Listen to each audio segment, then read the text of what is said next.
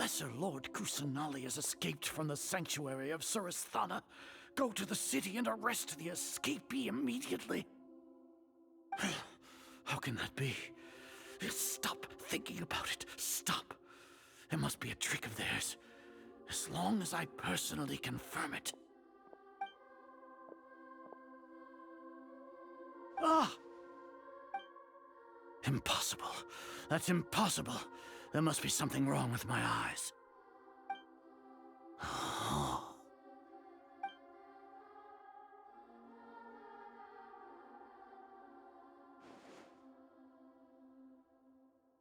What a comical sight, Azar.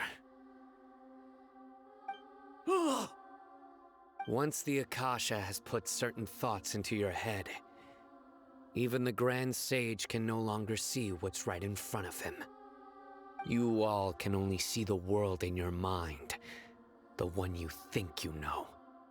And precisely because of this, you disregarded Lesser Lord Kusanali's existence. She has been a wise and worthy Archon. Sino, have you been waiting for a chance like this? The Akasha predicted that you would return to the Academia to confront me, but I didn't expect it to turn out like this. I was careless. No, you were blinded. Your faults stem from your reliance on the Akasha. You're still the same as always. I truly did not expect a proud person like you to cooperate with Alhaitham and the Traveler. People change, Azar. Admit it. The Akasha can't predict my actions anymore. Then tell me, what have you found during your investigation? You want to buy time? This is the sanctuary of Surasthana. Under your own regulations, even Academia staff are forbidden to come here. No one will come to save you. As for the investigation, I've at least confirmed that you are guilty of insurgency against the Archon. A serious crime. So what? Did you do all of this so I would plead guilty in front of you, General Mahamatra? No. I want you to plead guilty in front of the Archon herself. You once said that I had no standing to judge you. So now, how about judgment in the name of a god?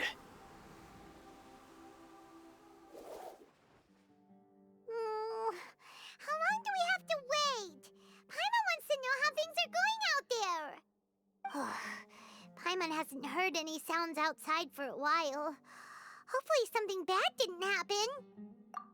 Yeah, but aren't you scared that we might be locked up in here for the rest of our lives? Thinking about it, at least Paimon has you.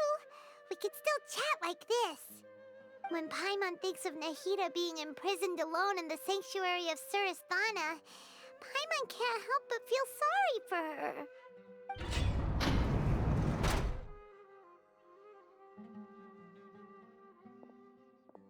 Here comes your savior. Dia! Paimon just knew you would come to rescue us! You two really owe me some big thanks. I had to search through who knows how many guards to find the key here. It felt even more tiring than whacking them. I'm exhausted. Thanks a lot. Need Paimon to rub your shoulders? No, that's, I'll pass. What are you afraid of? Oh, are you ticklish? Now isn't the time to talk about being ticklish. Things in the city and on Sino's side are both going well. The guards that stormed out of the Academia are all taken care of. The Corps of 30 is in charge of the city's defenses, but we already talked to Asfand. They've been fed up with the sages bossing them around. As long as it doesn't break their employment contracts, they'll turn a blind eye. That's probably because you've been super great friends with them for a long time. So, how's Sino doing? The Grand Sage is in his custody. Even I know how terrible it is to fall into Sino's hands, so he probably does too. Sino forced him to release Lesser Lord Kusanali, He has no choice but to obey. So, hurry to the sanctuary of Surasthana. Assuming nothing weird happened, we should have already rescued our Archon.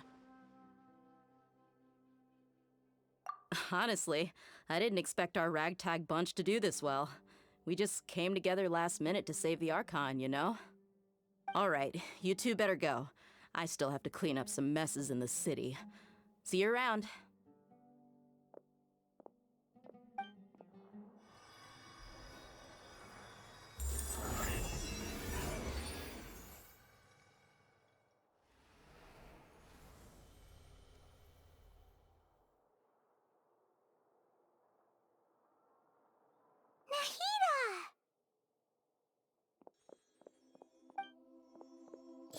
Should I say it's nice to meet you? This is the first time we've met in real life. Before, we've only met in dreams, consciousness, or when I was in someone else's body. Thank you so much for coming to rescue me, but I also need to apologize. During this time, I did some self-reflection. My sense of inferiority and yielding to the academia led to all of this, and created so much trouble for you all. Exactly! We're here because you're a good Archon and one of our friends! Thanks, you two. Amazing. So this is how it feels to walk out of that cage with my own body. It's like I just had an endlessly long dream. I can't even tell if I just woke up or was only now born into this world. My concept of self has become so clear. But now doesn't seem to be the time to indulge in this feeling. This is really embarrassing. You all just rescued an Archon, and now she needs your help to save her country, and even the entire world. It's okay. With you here, Paimon's sure that everything will work out. There's one more thing. What is it? For all the things the Academia did to me, and for all the folly it committed in the name of wisdom, as their Archon, I will make them pay. Ah! Wow! That's the spirit! You're finally standing up for yourself and not letting people walk all over you!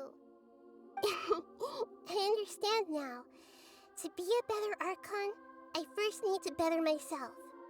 If you haven't even figured out how to be a caterpillar, how can you be a butterfly? Yes, true. That reminds me. I wonder how far along the Academia is with their god creation plan. We need to hurry and prevent the birth of that false god. I need to make some preparations. Since I'm now free, I can establish a direct link to the Akasha and control it. First things first, I need to remove the restrictions that the doctor put on me in the Akasha. After that, I'll make some adjustments and revoke the sage's permissions.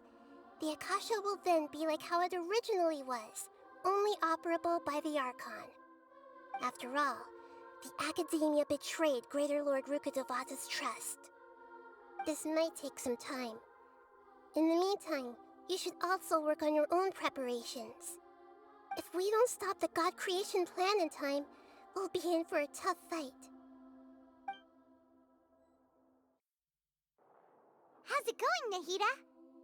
I'm done with the parts that needed my involvement to complete. Although it's my first time working with the Akasha like this, its internal structure and operation procedures are easy for me to understand. Greater Lord Rukkhadevata's design is truly brilliant. Oh, also, this is for you. Huh? What's this little floaty thingy? It's a small device I put together just now. You can think of it as an upgraded Akasha terminal. You may not need it right now, but it should be helpful in certain situations.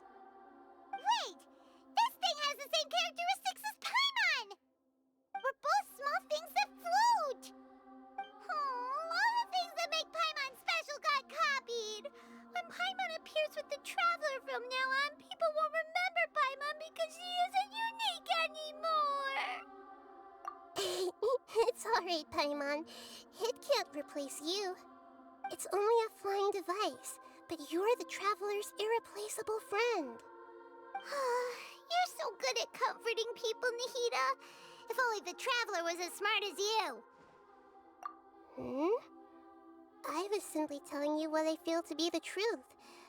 I wasn't trying to comfort you.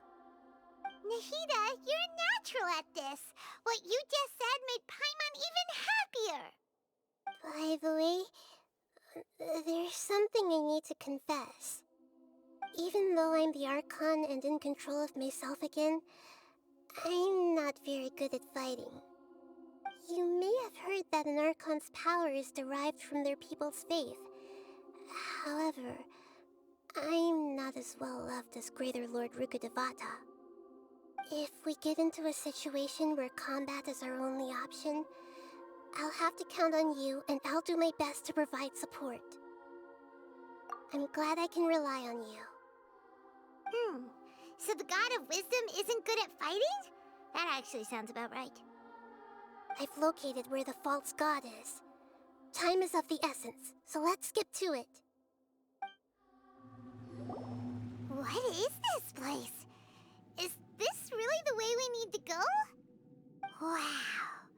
Who would have thought there'd be a place like this hidden right slap bang in the middle of the city? The sages wanted to realize their god creation plan without being discovered. The safest and most convenient way would be to build within the academia itself. That's true. They were already hiding one god, so why not two? Judging from the structure here, the project is a huge undertaking. The sages really saw the god creation plan as their ultimate goal. But this place doesn't look like it could have been constructed by the academia alone. The Fatui under the doctor sure didn't hold back.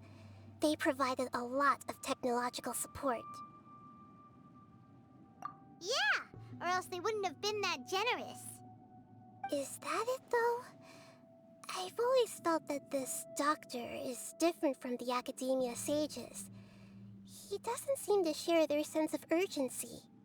Instead of being interested in the end product, it's like he's enjoying the experimental process.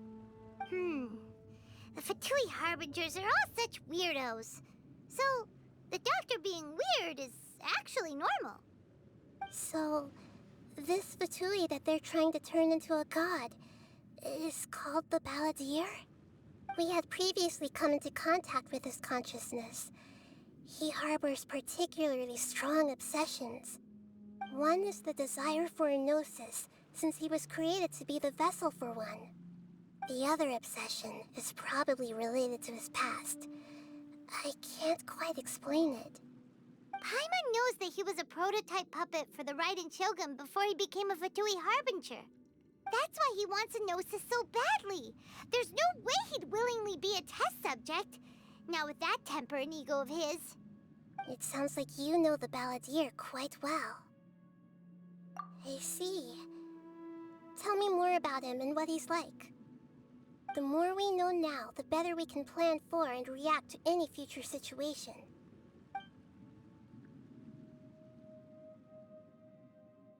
I see. How fascinating. Alright, time to go. Let's get through here and meet him in person. Looking at its operational status, we must prepare for the worst. The god they wanted to create is likely close to completion or already completed. Oh no, what should we do?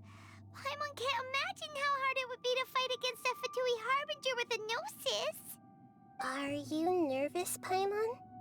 If you really want to know, of course Paimon's nervous. Aren't you too, Nahida? Yes, I am. This is probably the first time I faced with a calamity of this degree since my birth.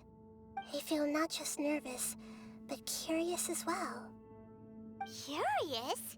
Curious about what? Curious about our fate. To me, everything we perceive in this world, everything we learn, and everything that happens to us is considered knowledge. And if it's a form of knowledge, then it can be understood. However, Only fate is about that which has yet to occur, so it has always drawn my curiosity. So to me, fate is the ultimate knowledge. That's also why I love observing humans and all the things that happen to them. It all brings me great satisfaction. And now, at long last, I'm not just an observer anymore. I will personally experience my own fate with you by my side. Isn't this such a wonderfully exciting thing?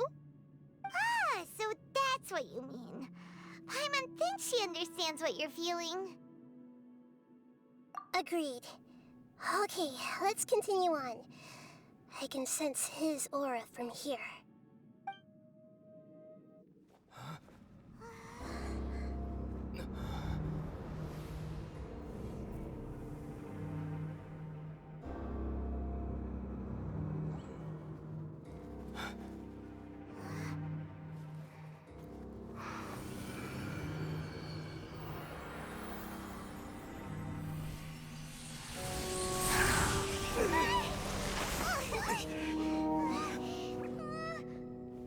Who would have thought the world would be so eager for my birth?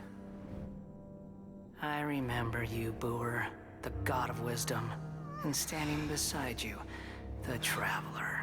Is he all-knowing and powerful now like Greater Lord Rukkhadevata? No, I can't feel the same kind of divinity I felt from the Greater Lord.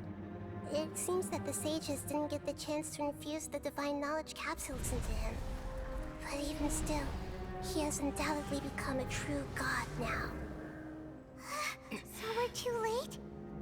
The Balladeer has already become a god? The Balladeer. A long bygone title. When my spirit ascended to divinity, I felt as if I had existed for the same number of epochs as heaven and earth. Looking back, the existence of what once called itself Kunikazushi appears infinitely small and ugly.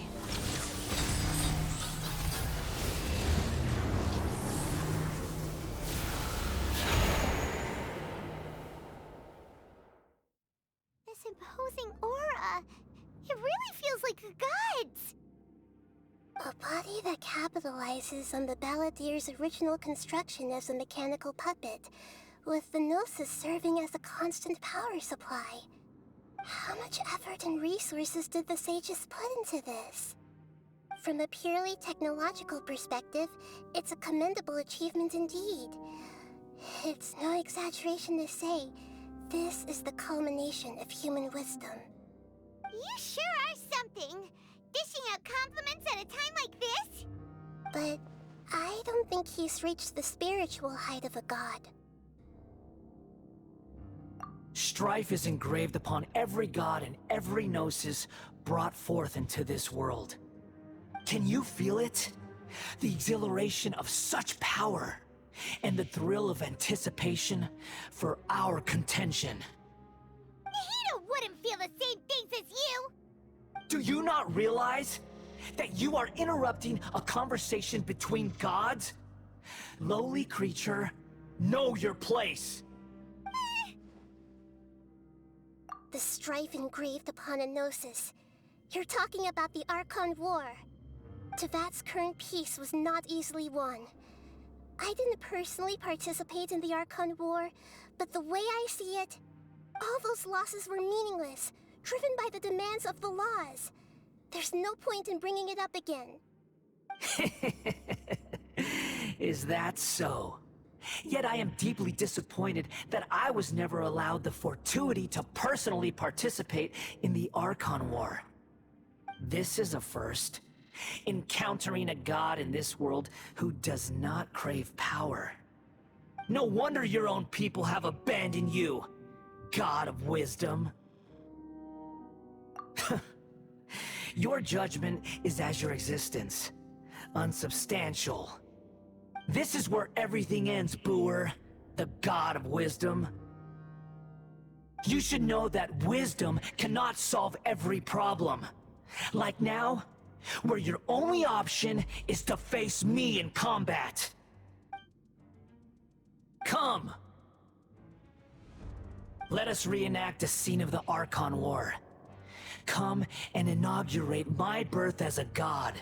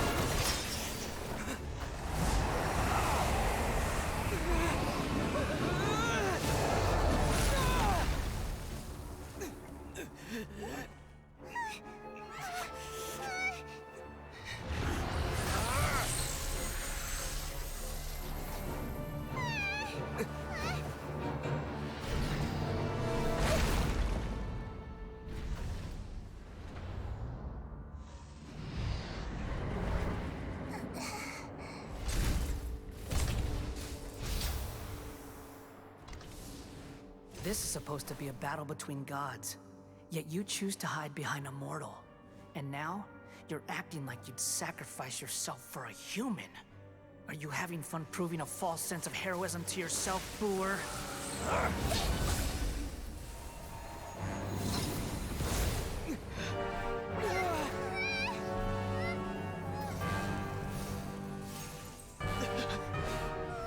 The data collection is almost complete. Do you even know how many times you've tried to take my gnosis from me?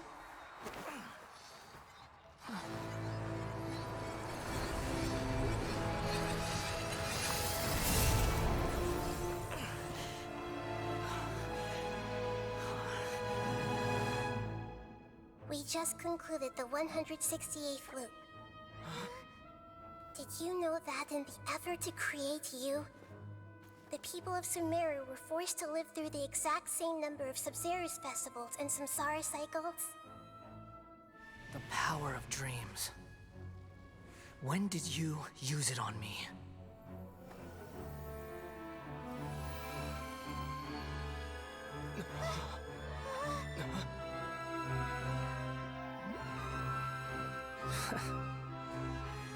You can't even defeat me in a dream. What do you hope to achieve with this little trick? Come, Traveler. Just like before. Allow me to awaken the memories in your dreams. All that battle experience! It's more than that. Compile everyone's wisdom in the name of the Archon. That is the original function of the Akasha. I've sent everything that happened just now to the people of Sumeru in the form of knowledge. I've asked them to help you find a way to defeat the false god.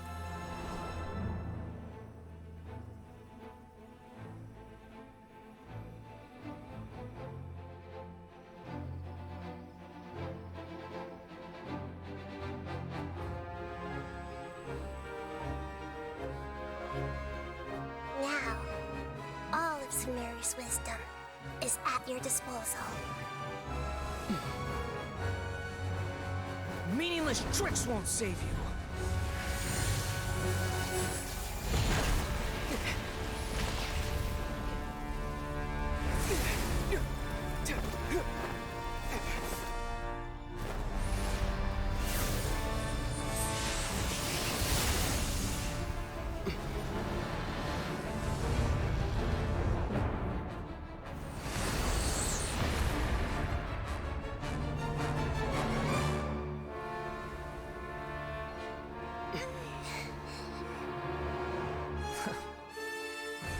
Are you done with your tricks?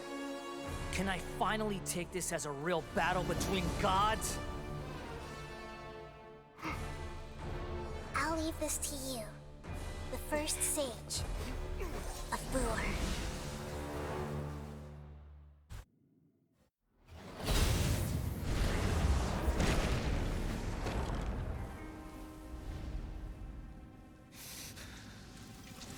Humans.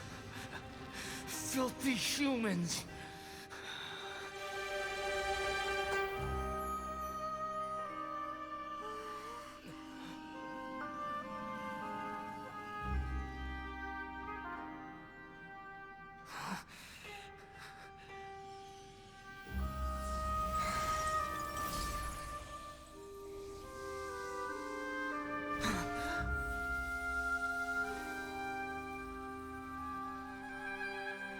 No! Wait! Please! Anything but the Gnosis!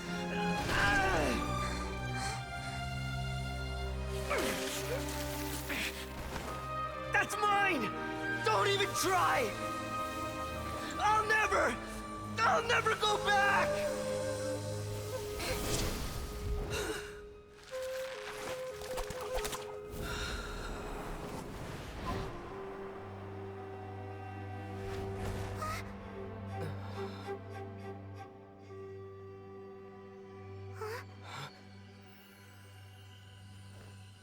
We haven't yet found the answer to the most important mystery.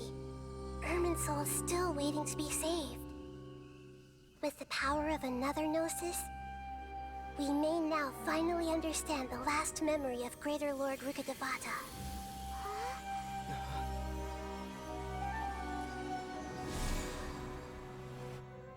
This is... That's right. This is the last memory of my predecessor.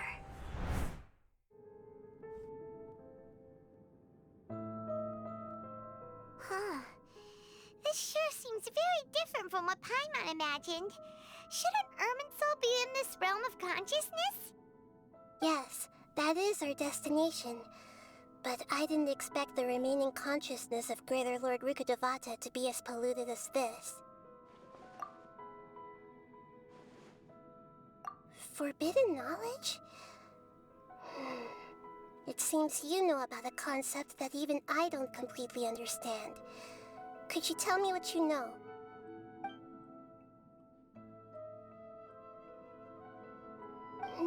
Your inference seems logical enough. Forbidden knowledge once polluted the desert thousands of years ago, but was successfully repelled thanks to King Deshret's self-sacrifice, and Greater Lord Rukkhadevata nearly exhausting her power. Then, a second instance of forbidden knowledge pollution occurred during the Conria Cataclysm 500 years ago. But I'm afraid it is much more serious this time, with Irminsul itself already in danger. So, if we're in the remaining consciousness of Greater Lord Rukkhadevata, and it's also been affected by forbidden knowledge pollution, then does that mean, in order to save us, Greater Lord Rukkhadevata? Yes. It's very possible that she sacrificed her life in the fight against forbidden knowledge. She didn't completely eradicate forbidden knowledge, but if it weren't for her actions, the pollution would have been far more rampant over these past 500 years. The way that everyone, including me, has forgotten everything about forbidden knowledge may very well be due to her restoration of Irminsul. Aww. Do you feel sad, Nahida? I'm just sharing her pain. The pollution of her consciousness here is severe. There is madness, chaos, and pain all around us. Did she fight to resist the forbidden knowledge pollution in such terrible conditions, all the way up to her last breath? She even used her last remnant of lucid consciousness to leave a clue for us to follow. Yes, her words were distorted by forbidden knowledge, so that's all we could hear. But now, we have a chance to find the answer to this mystery. We can cross the polluted consciousness until we found the right path to meet with her lucid consciousness. And then, we'll let Greater Lord Rukkhadevata tell us the truth in person. Each of us need to be mindful of the state of our own consciousness while we are here. Even with the Gnosis's protection, we must always keep a clear mind. Otherwise, we could go mad at any moment. That's so scary. Don't worry. It should be easy enough for you to keep that mind of yours clear, Paimon. Let's go.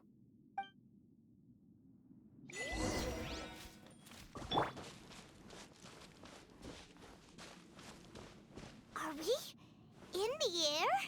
And why is there a huge boat? That's the boat of consciousness, which symbolizes reason here.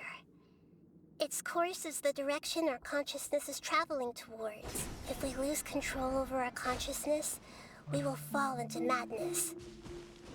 Wow. What are these? The monsters seem to have been affected by them.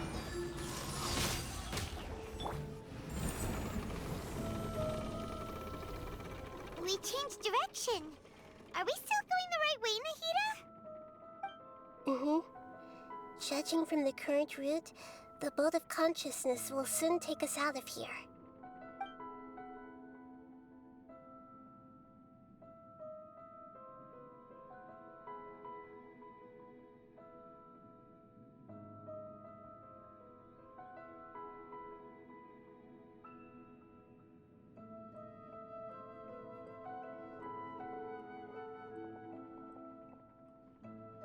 We'll be arriving at our destination soon. How are you feeling? Are your minds still intact? Huh? But everything's been completely normal for Paimon. Hopefully there won't be any more interruptions. This time, we should be able to meet Greater Lord Rukkhadevata. Are you saying you've never met Greater Lord Rukkhadevata before? No, it seems that my birth and her death took place at the same time. Otherwise, I think she would have given me a little more guidance, and I could have done a better job. Hey, you've done a great job, Nahida. Let's get out of this creepy place and go meet her.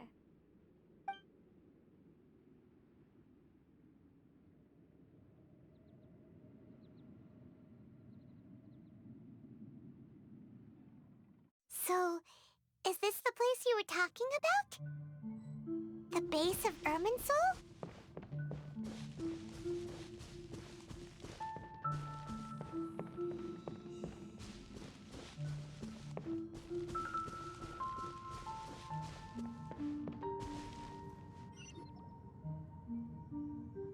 Well, this is the place.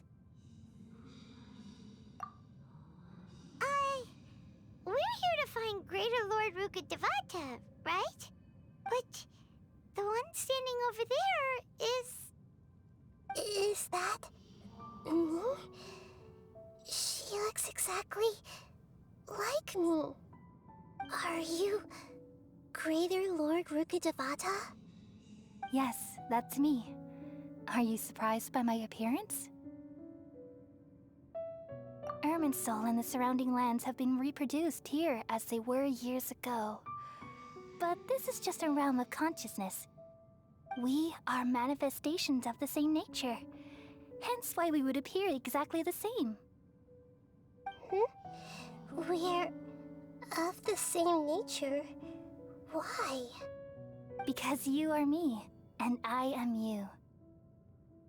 You are me in the new samsara.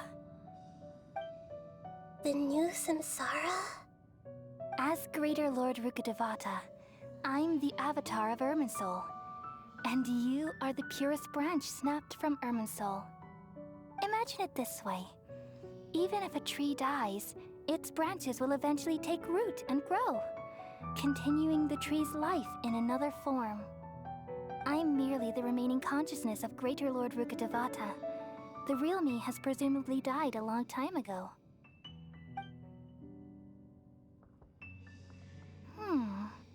Judging from your appearance, I've probably been dead for 500 years.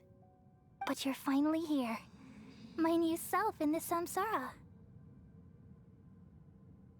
If this is true, then am I going to be a great Archon like you someday?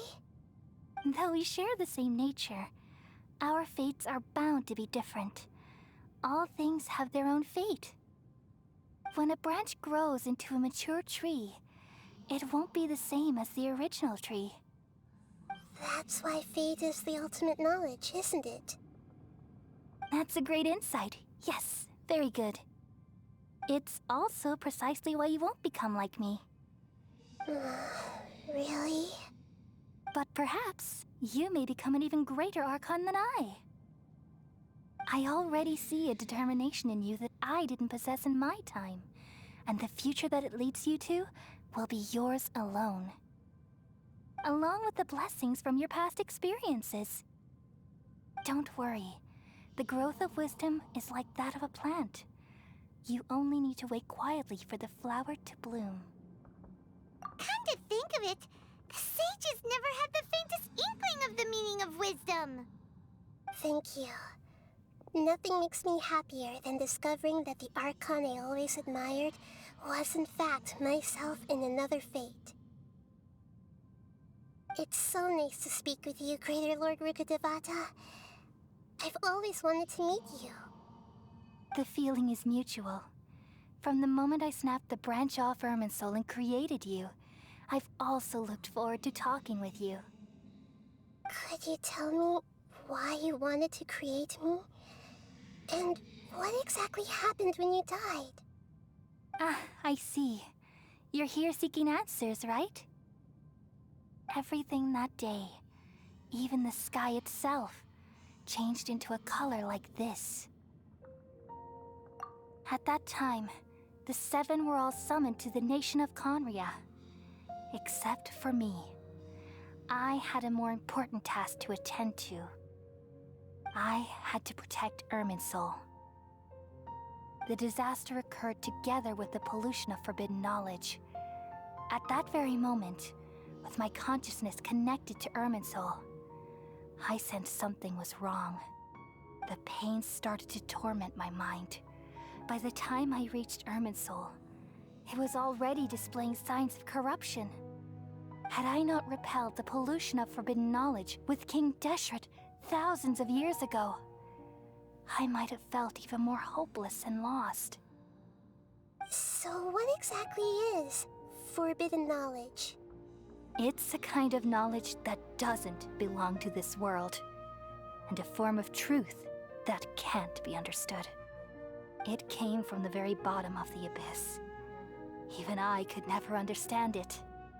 The world is constantly rejecting it, leading to all kinds of bad phenomena. If we allow forbidden knowledge to pollute Irminsul, I'm afraid the entirety of Teyvat could fall apart. So, there's knowledge that even the God of wisdom can't understand? At that time, I knew I couldn't repel the forbidden knowledge with my strength alone. Which is why I created a device that compiled human wisdom and named it the Akasha. It's truly the world's most amazing invention. Thank you. For a long time, I thought dreams were the fruit of human wisdom. Though it was selfish to do so, I borrowed people's dreams using the Akasha. Then I compiled their wisdom and all of my own power.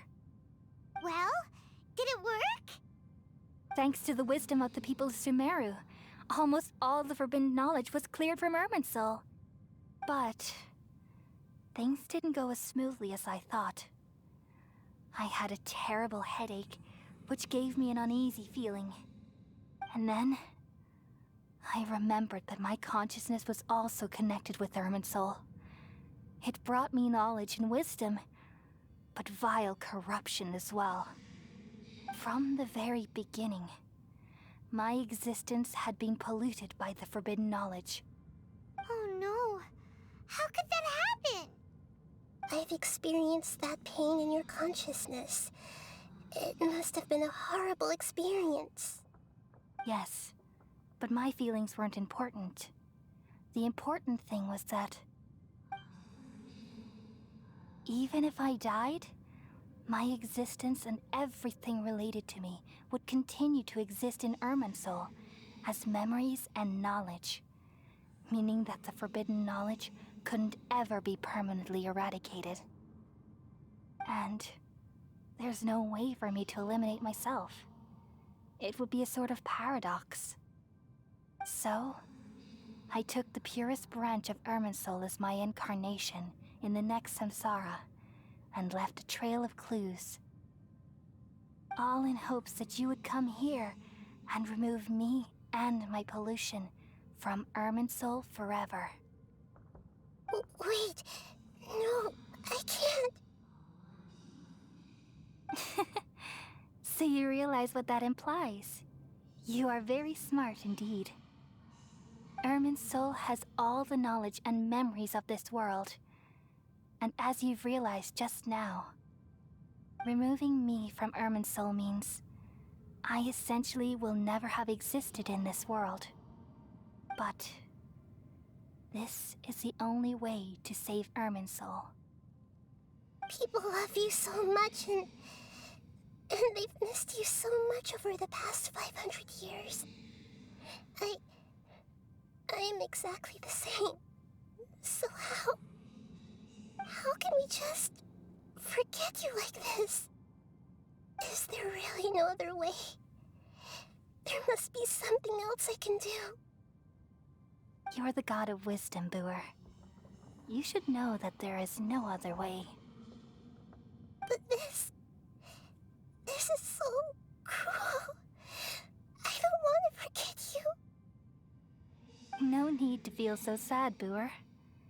As someone who delights in wisdom, you should feel joy at finally finding the answer. These are the words in their entirety.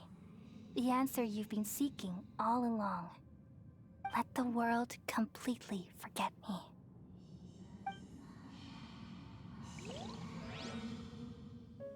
We all nestle under the great tree of wisdom, peering out to perceive the world. From the earth and from the rain, we perceive its wonders, until we become a white bird to perch atop a branch, and finally snap off the most important leaf. Once upon a time, I alone dreamed in this world. In my dreams, everybody would also dream after they fell asleep. Wild and wonderful thoughts would emerge from their minds. Some tumbled to the ground, and others floated to the sky, connecting all things in the world into one dazzling net. Among a plethora of worlds were numerous smaller worlds, all of fate, finding within the tapestry their brilliant glow. I gradually understood that these indescribable and constantly changing things are the most profound things in the world. Only they can completely repel the madness. Only dreams can awaken consciousness from the deepest darkness.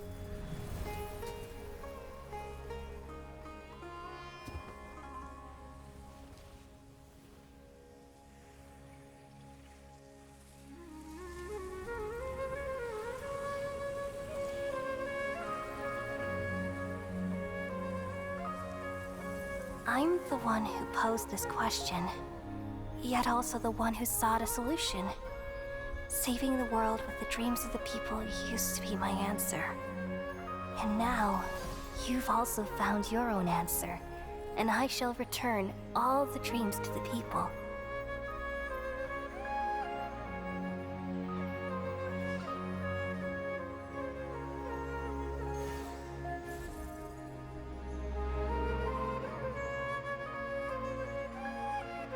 Goodbye, people of Sumeru.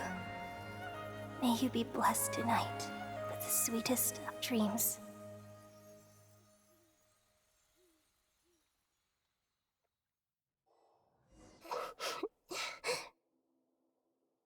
I'm alright. I'm just a little confused. We've just saved the world, right? So why am I crying? I don't know where this feeling inside of me is coming from, but I feel very sad. Just now, we used the power of two gnosis to successfully connect with the Irminsul consciousness from 500 years ago.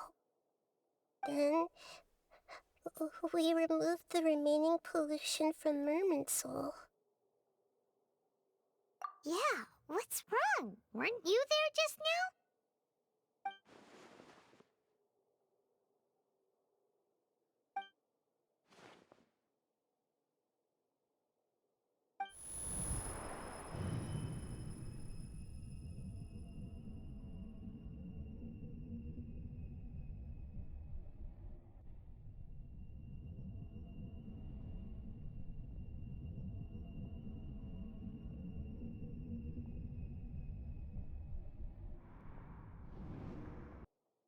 Huh? That sound. Traveler! Paimon! I've been waiting here far too long. But finally I have the chance to be alone with you. All the precious time I wasted has finally paid off. The doctor! What have you done? Just a type of sound wave that can quickly put defenseless people into a dream. As I expected, it doesn't have any effect on gods. This is the only thing of interest I found among the sage's research. I thought I'd take it for a little spin. Don't worry. I know you would never forgive me if I actually killed them. I'm here to negotiate with you. Naturally, I won't do anything dangerous that could potentially damage our relationship. Negotiate with me? I heard you had already left Sumeru. Why are you here again now? I left Sumeru, but I also stayed in Sumeru. Even the God of Wisdom is restricted by the habits of cognition. How disappointing. You mean there are many different versions of you in this world? An astute guess. Even the same individual will have different cognitions at different ages. A long time ago, I made a major decision in hopes of preserving all my perspectives of how I observed the world. Observation is the first step of any experiment, but observing the current world doesn't satisfy me. It lacks an important dimension, that of time. So I saved segments of all my ages and made them into independent individuals. That's all there is to it. Indulge me. How does the God of Wisdom find my method of seeking knowledge? It's an insult to the very concept of life. Life inherently has many rules and restrictions, each with its own significance and reason to exist. They can't be broken on a whim. Good. Amazing, even. Indeed, it's difficult for humans to make peace with themselves, not to mention oneself from a different period. Since you were in the academia, why wait until now to show up? You could very well have stopped us and helped that fake god. Simple. Let me ask you this. Would any staff member ever help the subject in the middle of an experiment? It was my experiment. So why should I interfere with the results? The academia saw the plan to create a god as their ultimate goal, yet you only saw it as an ordinary experiment. You really are crazy. If the experiment succeeded, you would have had a new god on your hands. How would you have faced your own god then? Would you still take the same stance? Would you still hold the same view of yourself? I'm first and foremost a scholar. These results should be left to the judgment of the hypothetical me confronted with that outcome. But you're right. And that's exactly why I'm disappointed with the conclusion of this experiment. As an individual, you don't have any sense of belonging. You seem to have even fewer convictions than a typical scholar. Oh no, I certainly have my own convictions. They just don't fit your standards, that's all. All right, that's enough conversation for today. The experiment is over, and it's time to tidy up the equipment and reclaim any useful materials. For example, the Gnosis. Lesser Lord Kusanali, you're an intelligent Archon. I'm sure you understand the disparity in our combat abilities at this time. Besides, you have no way to use that electro-gnosis in battle. Didn't you say you were here to negotiate with me? Somehow, it's starting to seem like you intend to take it by force now. I'm merely stating a fact. After all, I'm also a scholar. Naturally, I hope to show proper respect and dignity to the God of Wisdom. Your hypocrisy is built on absolute confidence. I understand your scheme, but... what if I were to destroy the Gnosis now and awaken the heavenly principles? Awaken the heavenly principles? Do you think that's really possible? The heavenly principles have been silent for many years, but the Gnosis are symbols of their control over Tevat and all the laws. Will the destruction of a Gnosis attract the attention of the heavenly principles? And if so, how do the Fatui plan to deal with the consequences? Do you dare to gamble such a possibility with me? Gamble? How surprising. I thought you would show evidence or use rigorous reasoning to prove your point. The word gamble is the last thing I expected to hear from the God of Wisdom. But this is a clever move. You must have seen through me when I first captured your consciousness.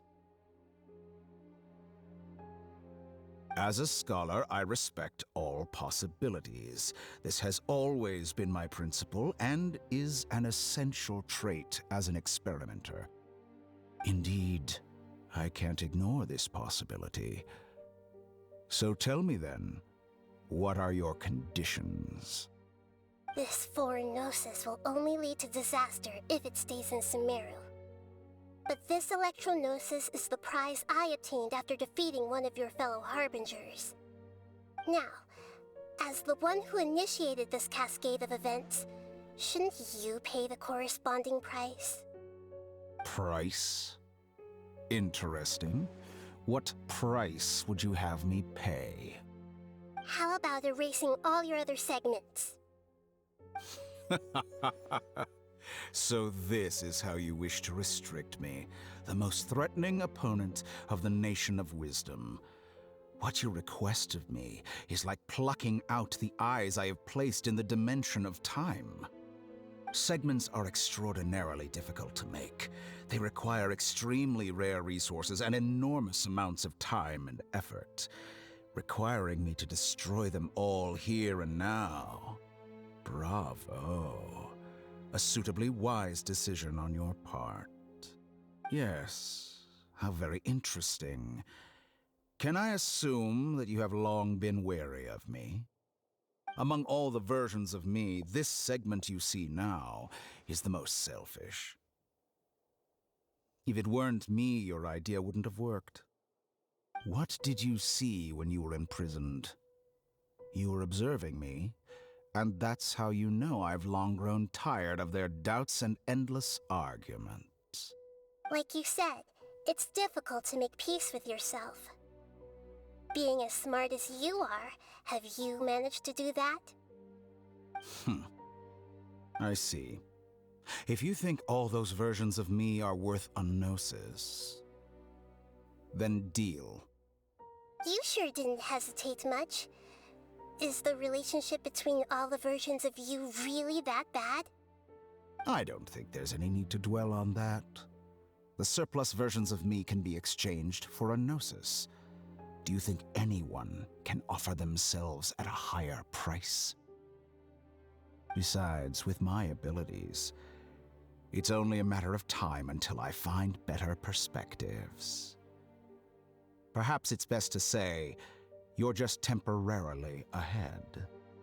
But what I'd like to know is, how can you be sure that I've really erased them? I can see your remaining honesty.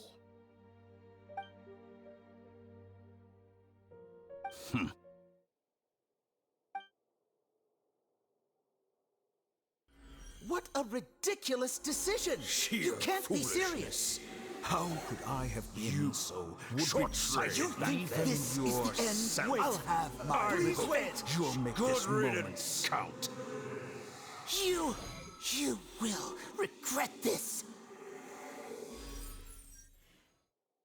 Well, have you confirmed that it's complete? Here, take it. The future of Sumeru City will be in my hands alone. I will shut down the Akasha and let curiosity and the thirst for knowledge drive the realm of academics once again. There won't be any further gaps for you to exploit. It truly pains me that my academic achievements have never been appreciated in my homeland. Of course, I have no interest in being rejected by this city for a third time. Another chess piece. And where is your dendronosis? Don't be greedy, Harbinger of Snezhnaya. No, this is a different transaction. If you intend to turn off the Akasha anyway, then there's no further use for the Gnosis of Sumeru, is there? Besides, isn't it the Archon's duty to deliver what's desired of the Seeker? Oh, judging from your expression, you don't seem to find the idea very agreeable. Then let's think of it this way. Since you're the god of wisdom, how about I exchange some knowledge with you? People exchanging knowledge with the God of Wisdom is the stuff of legends. Yet here you wish to exchange knowledge for the God of Wisdom's property. Arrogant as that is, it has piqued my interest. Let me ask you, have you in all your mighty knowledge ever heard the rumor that the skies of Tevat are fake? Huh? That's the secret hidden by Irminsul concerning the truth of this world.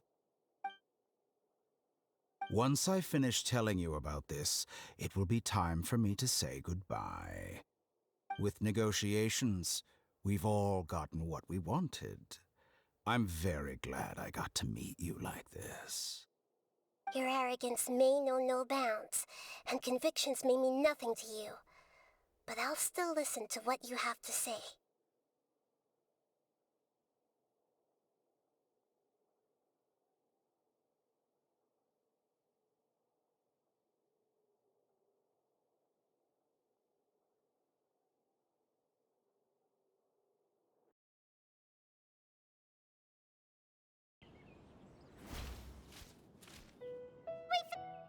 Together! Okay. Wake him up.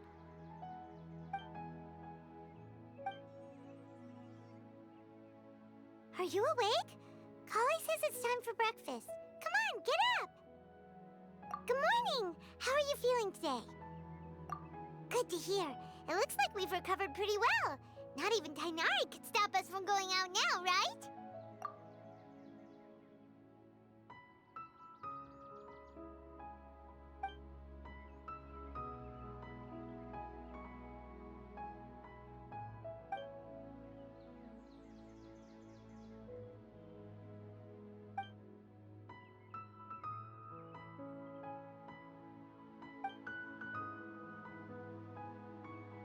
Come on, Traveler, let's go!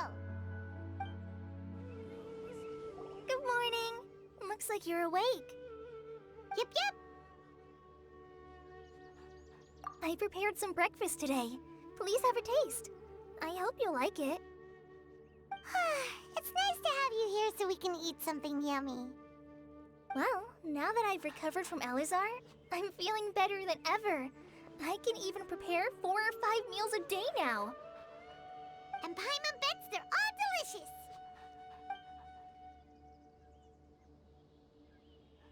Oh, by the way, someone brought a letter for you after you went to sleep last night. Nope, Paimon wanted to read the letter with you after you woke up, so Paimon didn't open it. All right, let's read it now. Oh, it's from Milu. Ahem. We're going to hold a feast at the Grand Bazaar and celebrate Cyno's reinstatement as the General Mahamatra. As heroes of Sumeru, please be sure to attend. I'll wait for you.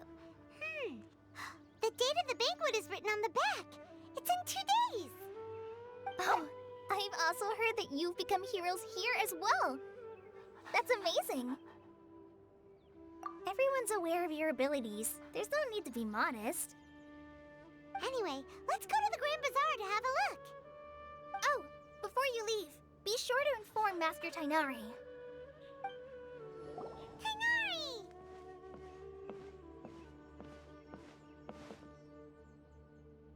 Good morning. How do you feel today?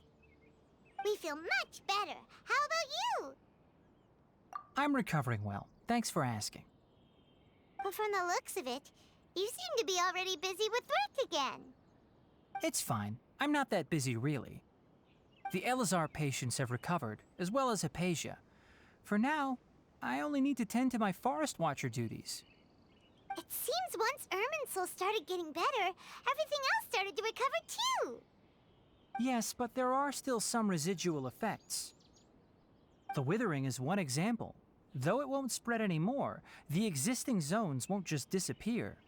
We forest rangers will still need to do the work. By the way, we have some good news. Sino got his position back. This news is hardly new. He had already mentioned it to me before. Huh? You mean he was already here? Why didn't he come to say hi to us? He visited once, but he was afraid of disturbing you while you were resting. He just asked me a few questions and left. Then you probably already know all about the celebration feast. Celebration feast? No, I haven't heard anything about that. Huh? But didn't Nilu say in her letter that they would celebrate Sino? He didn't tell you? Perhaps, or alternatively, he doesn't know about it either. Come to think of it, Sino doesn't seem like the type who'd enjoy a celebration feast. You and Kale are both Sino's close friends. Why don't you come to the feast with us? Kale has taken over some of my tasks these days. I don't think she'll have time for it. Not to mention me. You see, some VIPs have come to the forest recently. Huh? VIPs? Very important Paimons? Well, technically speaking, they are former VIPs. The sages involved in recent incidents have begun their training in the Avidya forest, and the people they had previously imprisoned have all been released. Huh? Yes, he's a little weak, but he isn't injured and his condition is stable. Lesser Lord Kusanali, in her boundless mercy, has decided to spare Azar and the other wrongdoers. Supposedly, they were ashamed of their shallow ideologies and have decided to dedicate the rest of their lives to cultivating wisdom in the Avidya forest. When they learned that Lesser Lord Kusanali had defeated the Balladeer and saved Irminsul, they were shocked at first, but also became happy, feeling that the sacred light guiding them on the path of discovering wisdom had begun to shine once again.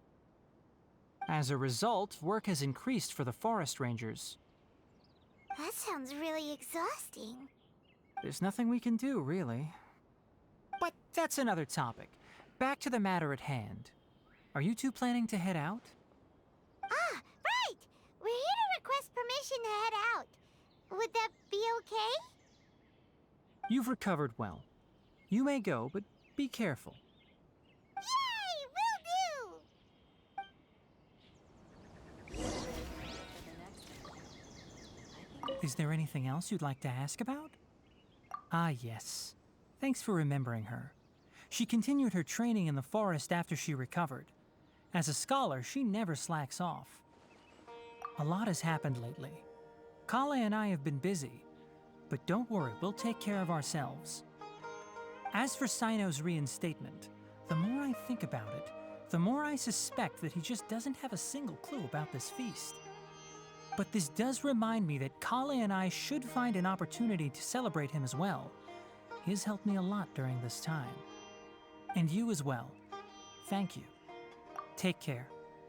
Please, find me if you need anything.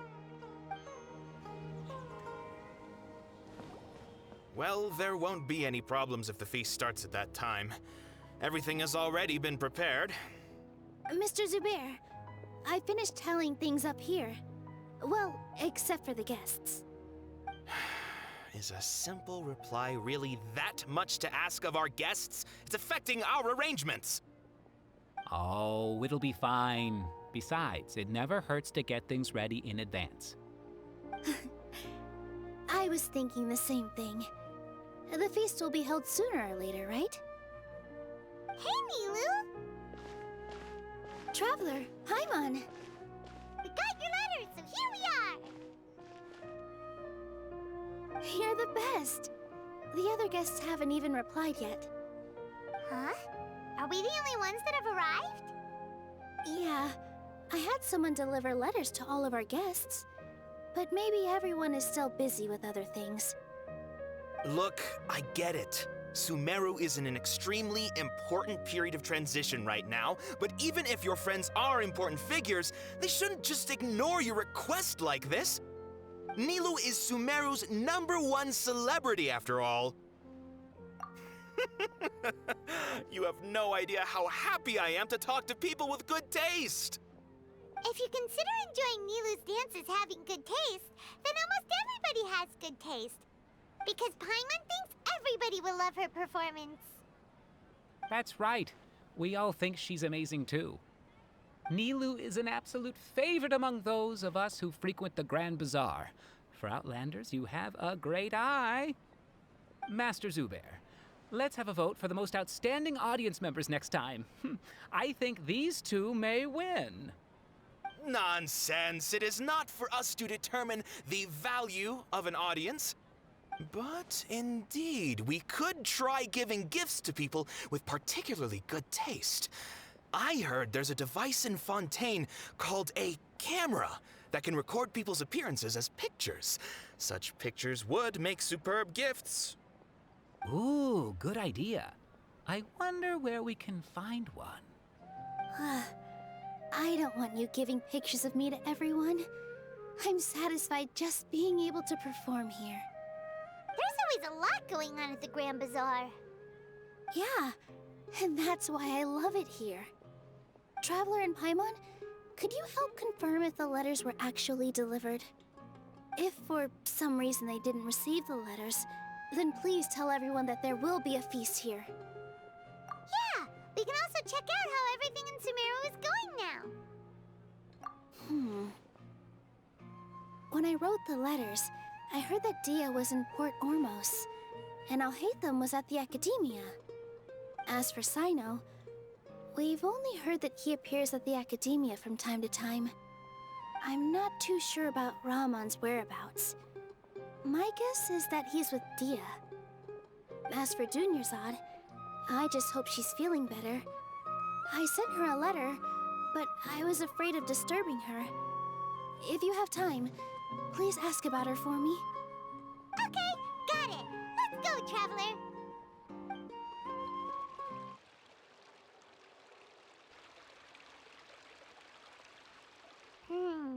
We haven't seen Alhaitham anywhere.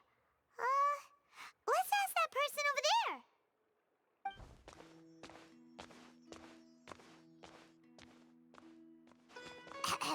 Hey there, have you seen Alhaitham around? Yes, it seems Scribe Alhaitham has gone to the House of Dana. You should be able to find him there. But you're already the second group of people I've seen looking for him today. He must be quite the busy man. Oh? Who else was looking for him? Mr. Cave was just here asking about him. You wouldn't believe how terrible their relationship is. And now you two are here. Don't tell me everyone's here looking for gossip about the sages. No way! We're strictly here on business. Ah, I see. Sorry, I thought maybe everyone's as interested in rumors about the sages as I am.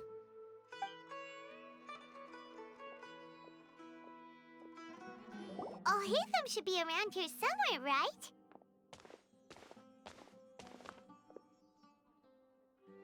Oh, he's over there! But it looks like he might not have time for us.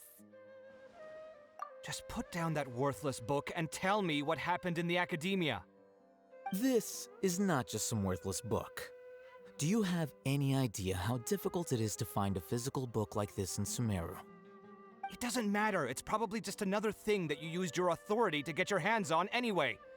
Just put it aside. Listen, I came back today only to hear that the sages have disappeared. Oh, you sound surprised. I thought you would already know the inside story. Would I be here asking you if I knew? You're the scribe, not me. So just tell me what you know already. Well, I almost became a sage. Huh? Oh, don't sound too surprised now. You're the renowned Kaveh, light of the Ksharawar. Besides, as a master builder and craftsman, chances are you'll be appointed as a sage too. Why do I feel like you don't really mean it? Huh. What makes you say that? Why would you question my heartfelt sincerity? Maybe it's because you've never said anything good about me before. Yeah, well, I share a similar sentiment, and anyone who knows you as well as I do would surely do the same. Oh, you... See? This is why I hate discussing anything with you. Your ridiculous and arrogant attitude always gets in the way. It seems that you really can't stand my personality. Ha! What was your first clue? Well, then you might as well move out of my house. Are you threatening me? Stooping to a new low, I see. Ugh, and don't change the subject. You, a sage? What a joke. The Academia might as well just close tomorrow. Are they having a fight? Forget what's going on with the Academia. Haven't you been busy with your construction project? Tell me, when are you going to build yourself a mansion? Don't get me started. I get angry just thinking about it. So, what great building did our master architect work on this time? Like I need to tell you. Keep your nose out of my business. No, I think we deserve to know. Where were you when Sumeru needed you most? I was in the desert for a large project, but considering Haravatat's utter ignorance of architectural and aesthetic matters, you probably wouldn't understand. Which is truly unfortunate. I can only pity the man who doesn't understand the first thing about beauty and romance. Unlike a true... hold on, wait a second. What do you mean by when Sumeru needed me most?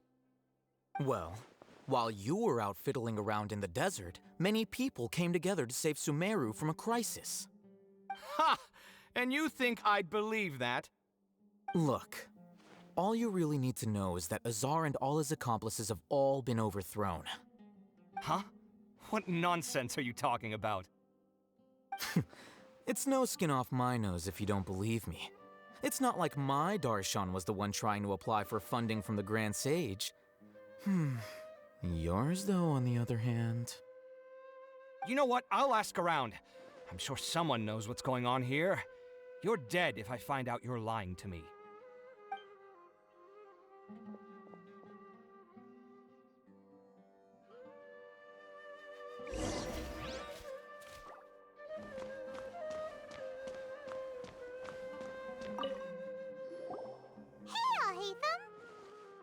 Oh, it's you two. What's the matter? We're running some errands for Nilou. Have you received her letter? Letter? Nilou said she sent out a letter inviting everyone to a celebration feast in 2 days at the Grand Bazaar. We'll also be celebrating Zaino's reinstatement as General Mahamatra. If she addressed the letter to all Hatham of the Academia, then the letter should have gone to my office. I've been busy these days, so I haven't had time to check for any new mail at my office. I only now have some free time to attend to personal matters. Have you always been so busy with your work? Of course not. I'm only busy these days because several sages have been dismissed recently and the whole Academia was practically turned upside down. Kainari told us they all went to train in the Avidia Forest. Apparently they will spend the rest of their lives there. That is already the best possible ending for the likes of them. 4 of the 6 great sages were possessed by their desire for power and attempted to create a new god. In order to pull it off, they even imprisoned the other 2 rational sages. To imagine such things could take place in the Academia. I don't know where to begin. Yeah, you're right. Feels kinda strange to hear them called that after all this time. But then again, the 6th grade school sounded pretty impressive too. Yes, at least that's how they're supposed to sound. It's said that when the Academia was first founded, the Dendro Archon herself established the 6 great schools, each representing one of the 6 different types of wisdom. Numerous Darshans have sprung up and faded. Only the 6 Darshans attaching themselves to the 6 great schools have stood the test of time and obtained permanent seats in the Academia. Now, the 6 Darshans are nearly synonymous with the 6 great schools, and the leaders selected for the schools are the 6 great sages. Among the 6 great sages, there is one central leader, the Grand Sage. Unfortunately, only the sages from Vahumana and Amorta remain now. They were imprisoned for opposing Azar and were only rescued after Azar's downfall. So who's managing things in the other 4 schools now? Do they need to find someone new? Yes. Normally, new sages are selected based on a strict set of criteria. Oh, didn't you just say something about becoming a sage? If they pick you, then we'd have a huge connection in Sumeru. Yes, about that. You didn't let me finish my sentence. The person in charge of personnel affairs nominated me to be the Grand Sage in place of Azar and help Lesser Lord Kusanali manage the Academia. But I refused. Huh? But why? Ugh, can't you be a little more ambitious? I'm not even interested in being one of the 6 great sages. Like I said before, I don't like being a leader. Oh, all right. So are you busy these days trying to find others to take the job? That's not my job either. I'm only responsible for handling important affairs within the Academia before the new sages take office. And the first thing I'll do is reject Kasharawar's application for funding. By the way, who was that other person just now? Is he your friend? Do we look like friends? Paimon doesn't know. That's why Paimon's asking. His name is Kaveh, my roommate. You could say he's the representative for Ksharawar scholars. Which is exactly why he always has so many problems. So everything that's happened recently must be a huge change for the people of Sumeru. Such is the work of the Academia Scribe. Well, anyway, no matter how busy you are, since you are our planner, remember to attend the celebration feast in 2 days. All right, I'll see you there.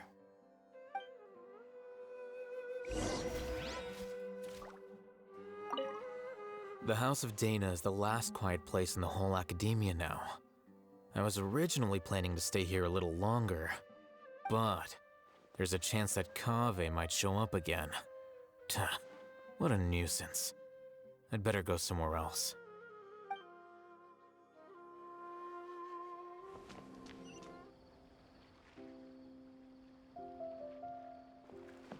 This is Port Ormos. Now where could Is that Paimon I hear? Huh? Oh, it's been a while. How are you doing? Dinyarzad! It's been so long since we've seen you! I'm doing well. I can go as far as saying I have never been happier in my entire life. I don't know if you've heard, but Elazar has completely disappeared, and all the patients have recovered. You kidding? Knowing them and the connections they've got, I'm sure they've heard about it. Yeah! That's right. My lady is feeling better now, so I'm accompanying her for a walk. Why do you still call me that, Dia? You've already informed my father of your resignation. I guess I'm just used to calling you my lady. Old habits die hard. Resignation? You mean you're quitting? Yeah, I might start losing my edge if I keep being a bodyguard for the Homayanis. You know that my parents and I are fond of you, and that we appreciate you very much. It wouldn't be a problem if you wish to continue to be our bodyguard. I'm not a woman that's easily persuaded. You should know that by now, my lady. When I took this job, I had already decided that I'd quit as soon as you'd recovered. It's time for me to get back out there and chase that horizon. So what are you gonna do now if you're not gonna be a bodyguard anymore? I want to take a risky job and put my body to the test again. Huh? But we literally just finished one of the most dangerous jobs ever! Are you getting bored already? I know. If I hadn't joined in that plan with you, I wouldn't have come up with this idea. I guess I still get fired up by that feeling of going all out in a fight. It made me realize that I'm still a mercenary through and through. Life is short, and I'm happy that I got to be a part of that operation. But the whole thing also made me realize that there are still many problems in Sumeru, and as a desert dweller, I'm still not completely ready to settle down on this side of the wall. Well, I remember a friend had someone bring you a message.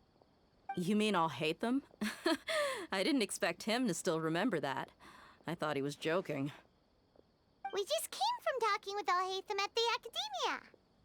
Did he tell you that he suggested that I come work at the Academia? What? I heard that Azar and his cronies fell from power, and Alhaitham told me that now was a good time to find a job in the Academia, but only if I wanted to. Whoa. Paimon can't see you being anything other than a mercenary. Me neither. But I think Dia would look great dressed up as a scholar. Ugh, forget about it. I wouldn't last 10 seconds in there. Alhaitham probably just liked the way I worked and knew I'm good in a fight, so he suggested I find some work in the Academia. But you know, if you take him up on the offer, Sino might actually agree and let you become a Matra. Because you're super amazing! The Matra have all the talent they need as long as they have Sino.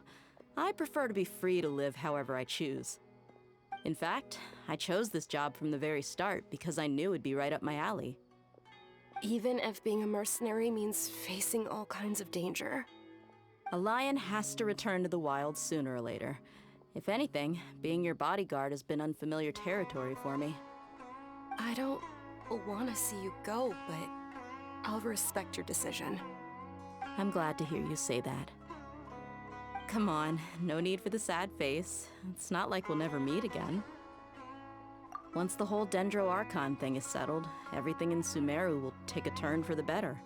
That makes me happy too. But a peaceful society will probably mean less demand for mercenaries like me. Before long, we'll be a dying breed. So I'd better get to work while I still can. Huh? But wait a second! You make it sound like you're leaving now! Well, no, not yet at least. I promised my lady I'd stick around until next week. So, have you been in Port Ormos this entire time? We were wondering if you had received a letter from Nilu. Oh, did Nilu write to us? She heard that you were seen in Port Ormos, so she sent the letter here. Huh. It was probably sent to the inn that we're staying at. My lady has been very energetic lately, and keeps taking me on hikes, staying out even into the night. By the time we get back, the receptionist is usually off napping on the job. Right, and we tend to leave quite early in the morning, so the old man on duty is also usually dozing off. So what it really sounds like is that the person on duty is always asleep. I bet the letter's at the reception desk. I'll go check later. No wonder there wasn't a reply. You never received the letter. Good thing Nilu asked us to come and check on that. Sorry to make you two come all the way out here. It must be something important for Nilu to specifically write to us like that.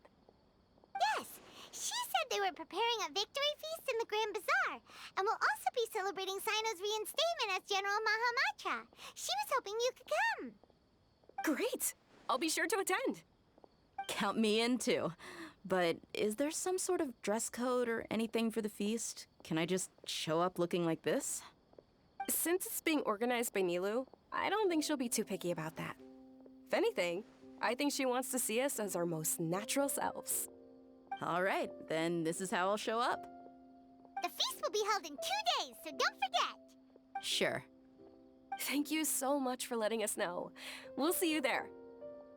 Oh, by the way, do you happen to know where Sino and Raman are? The General Mahamatra always comes and goes without a trace. Normally no one knows his whereabouts. Oh, But last time we met, he mentioned that he had something to do in Aru Village. You can try your luck there. As for Raman, your guess is as good as mine. I only remember he said that he had something to discuss with Sino. You can ask Sino when you meet him. Don't mention it. You'd better get going. Alright, on to our next stop.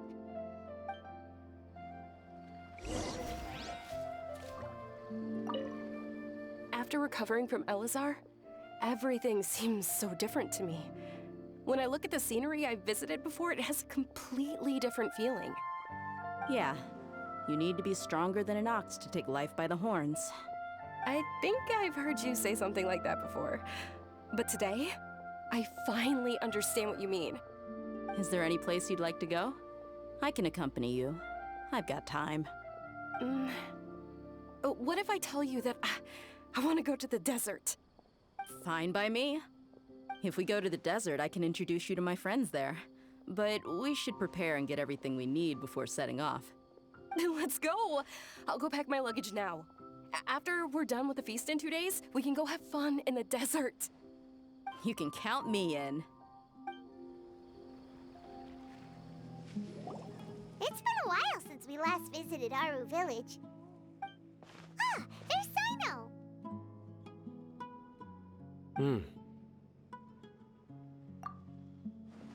What brings you here? We recovered well, and Tanari agreed to let us leave, so now we're out and about again. It seems Gandharvaville's medical treatment is still as good as ever. And Tanari is recovering well, too. That's good to hear. Yeah, you're the one who brought us to him when we lost consciousness, right? Thanks for that. You're welcome. Tainari has excellent medical skills, and Kale is quite attentive. It was the best place for you. But why are you just standing here like a dead tree? I'm meeting some people. Oh, you mean Candace? I've already talked with Candace and the village chief. They're still at the usual place. You can go there if you'd like to see them. But you know one of the people I'm meeting as well. Oh, by King Deshret's blessing, my friend suddenly appears in the desert. Don't tell me you've run into trouble and need us to help now. Raman! And... huh? Sataria? Oh, you know me? Oh, well, you're pretty famous in the academia. Don't worry, these are our friends. No need to be so guarded. I see. I'm doing well. Many good things have happened recently. Same here.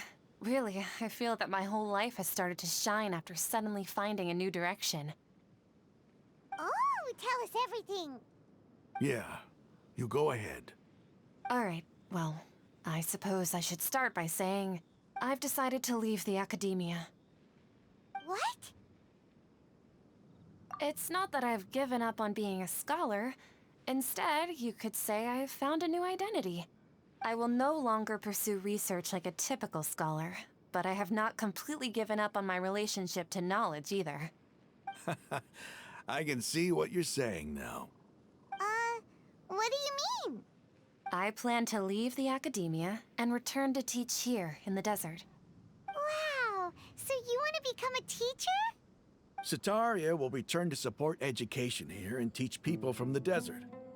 She can't teach everyone on her own, but there are many of us Eremites all over Sumeru. She came to discuss a collaboration with me and hoped that I could bring her ideas to the Eremites. Yes, it's my hope that the Eremites can help me select a group of smart people with the best aptitude for teaching. I'll teach them, and after they've finished learning from me, they can go educate more people. That is the true meaning of education and the spreading of knowledge. The people of King Deshret suffer from sandstorms, exile, and ignorance. Miss Ataria is more than welcome to come teach here. Her arrival is like a star shining in the desert night.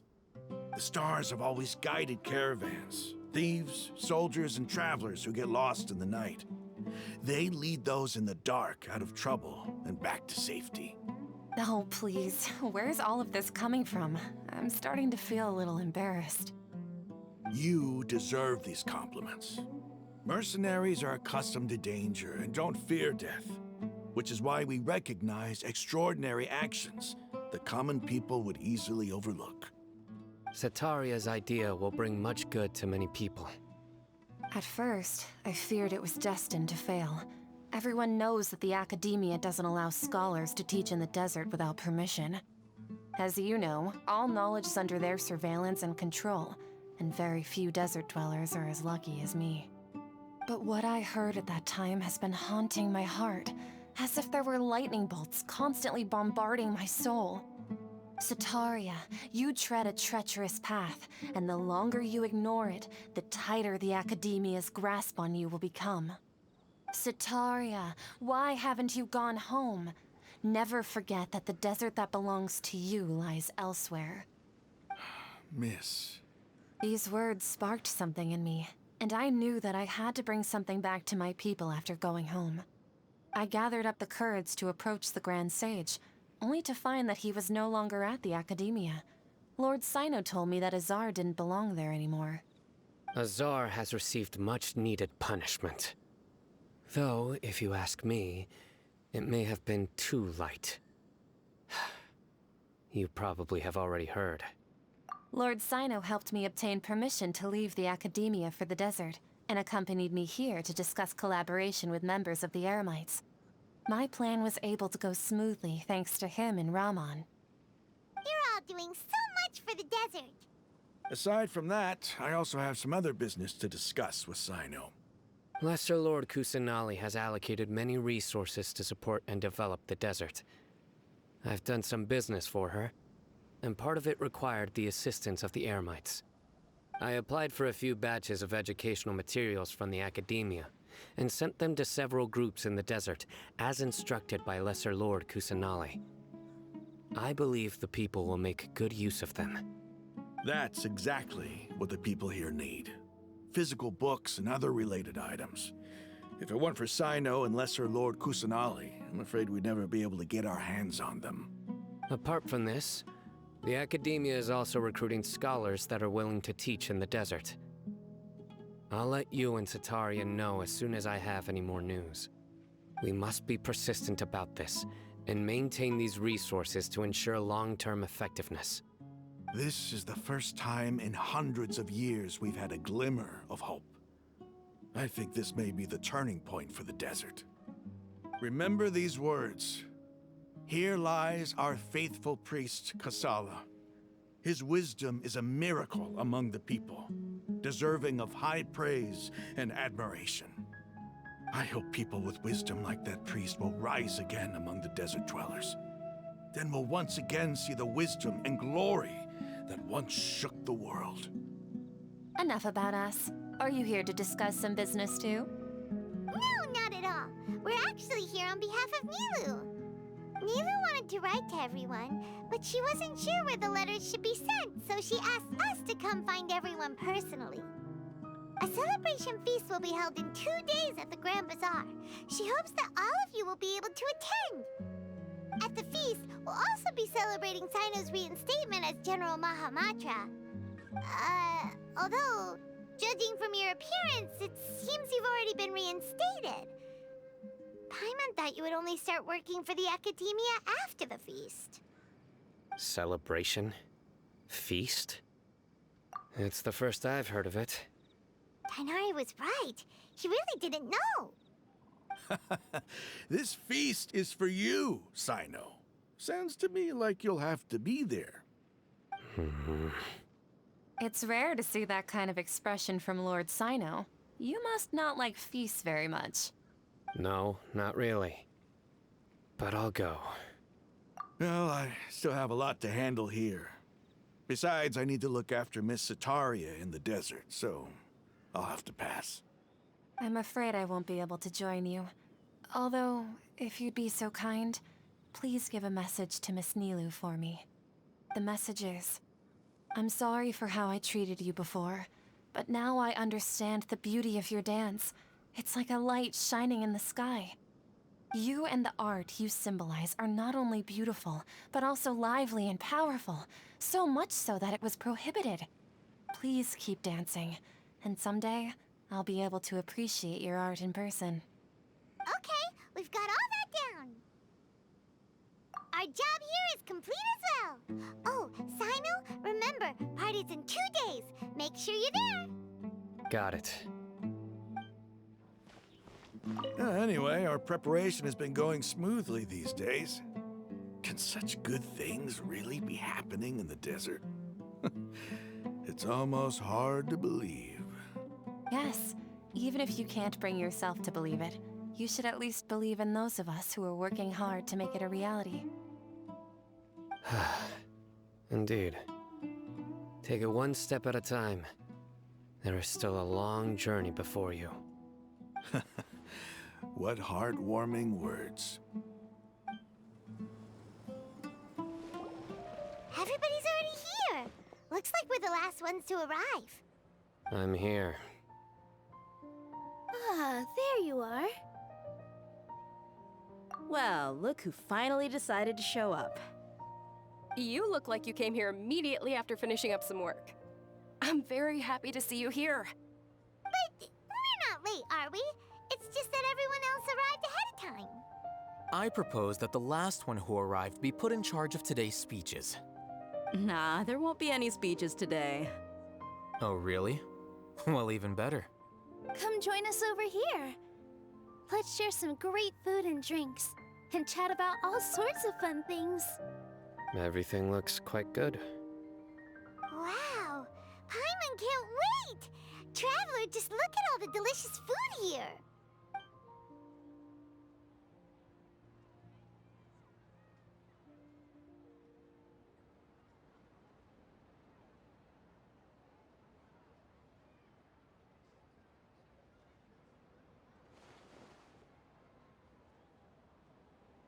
Whoa, it's so delicious! Oh, this grilled meat tastes amazing! The food was specially prepared for you by everyone in the Grand Bazaar. And we have gifts that were sent by the residents of Sumeru City when they heard we were holding a feast. Everyone that came said that you saved Sumeru, and wanted me to thank you all on their behalf. Ah, feels kinda nice to be seen as a hero. I could get used to this. Being a bodyguard is also a hero's job. You've always been amazing, Dia.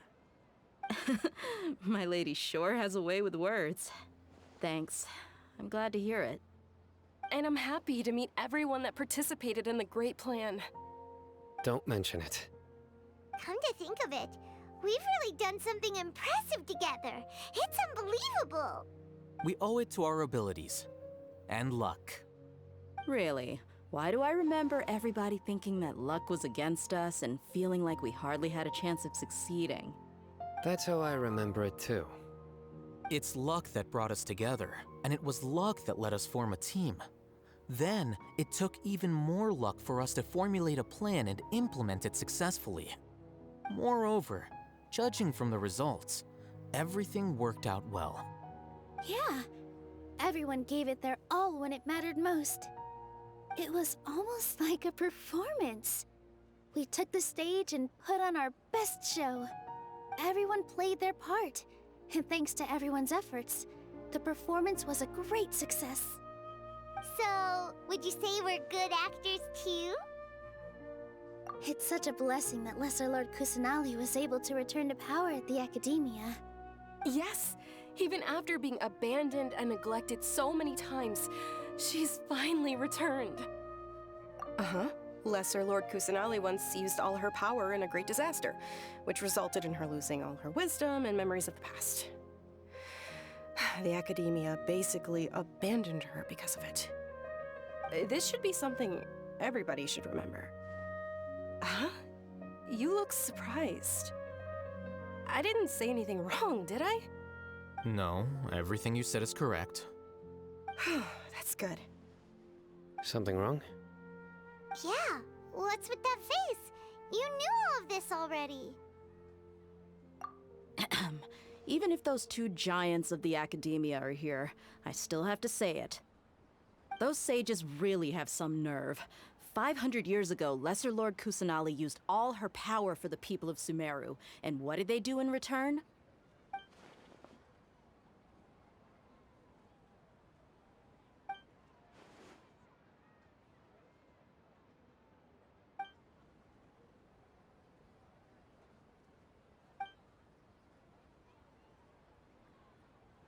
If you bite the hand that feeds you, don't act surprised when it turns into a knuckle sandwich, right, Sino? Perhaps I shouldn't say this, but their treatment of Lesser Lord Kusanali calls for a more severe punishment. You could simply tell Lesser Lord Kusanali that you wish to have Azar and his accomplices severely punished. I respect our deity's decision, and won't interfere in any way. While we're on this topic, why didn't you accept the Academia's invitation to become the Grand Sage? Are you trying to say that I'm fit to be a sage? Not at all. But every person handling the selection process has said that you are the most suitable candidate to lead the Academia right now. Why? Because he dethroned Azar from power? Could you try to put it another way? This is a good thing, yet you're making it sound like I overthrew Azar for my own personal gain. But seriously though, I always wondered if you had some personal motives behind it. I did have my own motive, but it had nothing to do with being a sage. If the rules of our nation were suddenly cast by the wayside, then it wouldn't be long until chaos ensued. I had no intention of letting their dreams disrupt my life. By that, you mean your life working as the Academia's scribe. Precisely. Wait, is that all? So, that's the only reason why you joined us and came up with all those plans? It's reason enough. You've certainly got quite the personality. You flatter me. All right then. How about you? You've already resumed work as the General Mahamatra, right? That's right. Will you be happy with that life? It's not about being happy. There are merely a lot of things that I must do. Even so, keep your spirits up and try to be happy, okay? And try to smile more every day, just like I'm doing now. Thank you. I'll keep that in mind.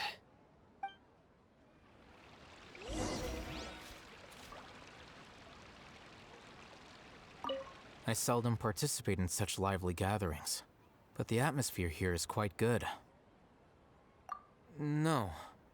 This gathering today has a unique meaning. The Grand Bazaar is lively because the people here feel happiness from the bottom of their hearts, unlike the farces at the Academia. That happiness is an emotion that'll be forever alien to those bookworms who have driven themselves insane by studying. I seem to have taken both keys when I left the house. Oh well.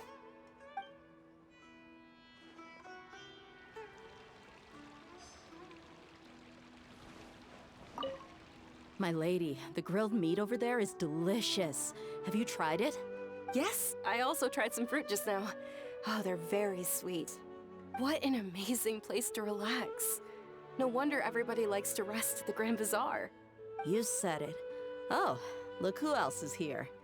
Hello! Oh, I'm so happy Nilou invited everybody. Oh, now I have the chance to meet all the heroes.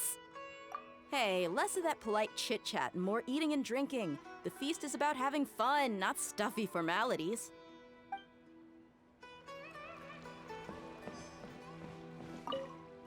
The atmosphere here is good, and everything is delicious. Yeah, I don't often come to such places, but it feels quite good. I have a lot to handle these days. Otherwise, I could show you around. There's always next time. We're friends after all. This feast is pretty good. I like it.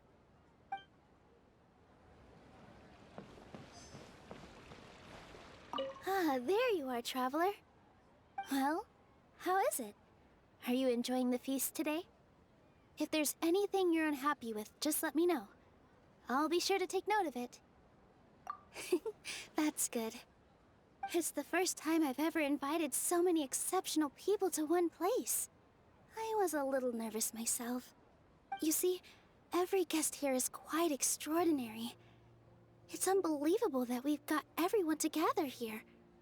Almost like a fairy tale. Make sure you live it up tonight. I'll be happy as long as you're enjoying yourselves. I'm honored to have her think of me this way. If I have a chance in the future, I would really like to invite her to one of my performances. I can't explain why, but I just feel elated right now. Thank you.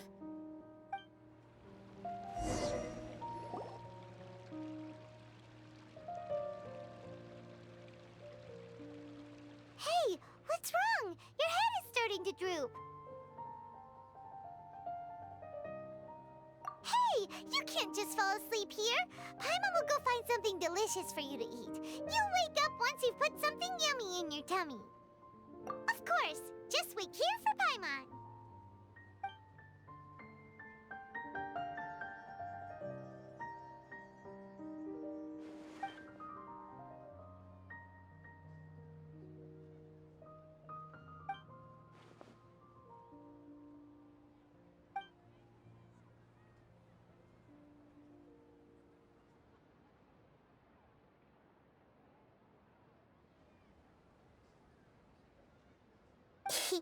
It's me.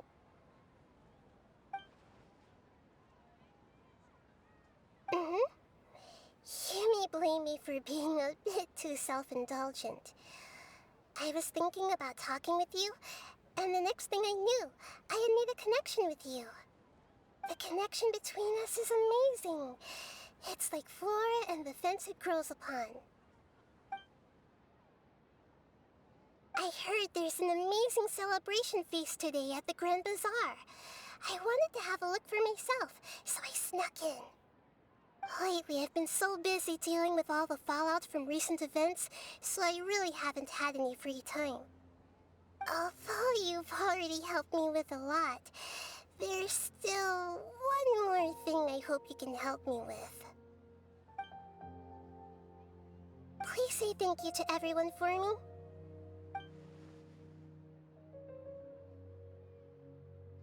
Oh, is it not convenient for you to do that for me?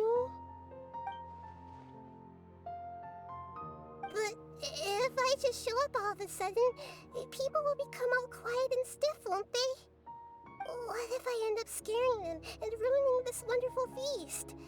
That'd be the last thing I want.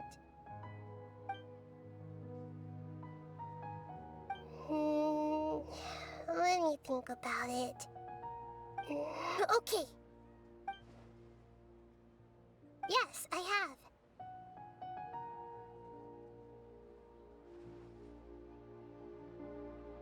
You said I should go thank everyone as myself, right?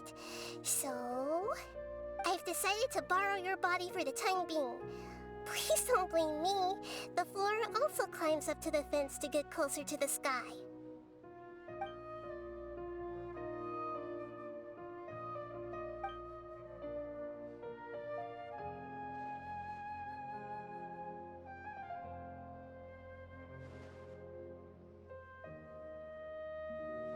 Everyone! Are you awake now? Paimon was just about to bring you the food. It's me. Huh? That voice. Nahida? Hold up. What's going on? I didn't expect to have a conversation with the consciousness of Lesser Lord Kusanali in the Grand Bazaar. Interesting. Is this also a part of the feast? No, of course not. Are you Lesser Lord Kusanali? Hello, Nilu. You know who I am? Yes, I already know every one of you. Nilu, Alhaitham, Sino, Dia, Paimon, and Dunyarzad. Lesser Lord Kusanali? I took the liberty of occupying the Traveler's body so that I could thank all of you in person. Thank you so much for rescuing me, even if that meant placing your own safety in peril and taking the risk of becoming enemies with the Academia, the sages, the doctor, the balladeer, and even the entirety of Sumeru. Without you, without any of you, I would have been in a much more difficult situation. Had you not helped me to resolve the crisis, not only I, but Sumeru and even the entirety of Tevat would have suffered great misfortune. People refer to you as the heroes who managed to rescue a god. I'm quite fond of this name. It not only explains your identities, but also bears witness to your relationship with me. Please, allow me to present to you my most sincere gratitude. Lesser Lord Kusanelli, you have done so much for Sumeru, and I didn't even have a chance to do anything for you. You don't have to do this. Dinyerzad, the suffering you endured during your illness is also proof of you being with me and praying for me. Thank you. You don't need to be so ceremonious. It's always been my duty to protect you. This is how the relationship between the Academia and Dendro Archon should be. We just did what was necessary and set things back on the right path. You're an Archon, but you act so humble. You really don't need to be so polite with us. I'm honored to have been able to take part in this plan. I hoped you liked the dance I dedicated to you. Thank you, all of you. Thank you so much.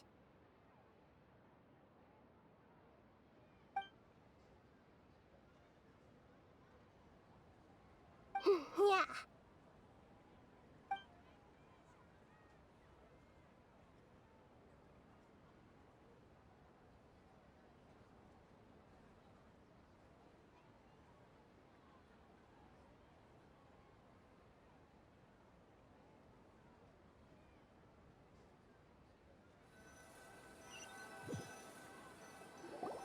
Are you awake? Did you rest well? After Nahida left, you ate a lot of food. You've become a glutton. That just means you still have a lot to learn from Master Paimon, the Sage of Gluttony. Alright, since you're awake now, should we go and have a chat with Nahida? She should be in the Academia right about now. If you have any questions, now's your chance to ask. Nahida! Hello, Traveler and Paimon. What a fantastic night. I'm still immersed in all the happiness and joy, like a candle floating on water. So are we, and that's why we're here to talk with you. Is there anything you want to know? After recent events, the Akasha can no longer function as it used to. I've given it some thought, and have decided to shut it down permanently. But this is definitely not a bad thing. Even from the beginning, I've been planning to shut it down.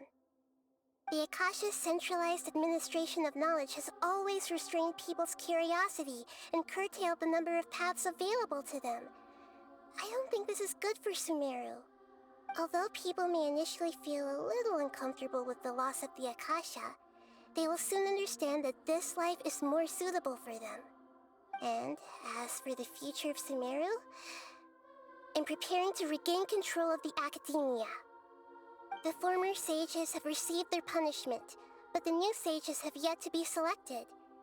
I will oversee the process personally. I hope that the new 6 great sages will be more focused on academics. Sumeru needs such leaders more than ever. The other big issue is the people of King Deshret.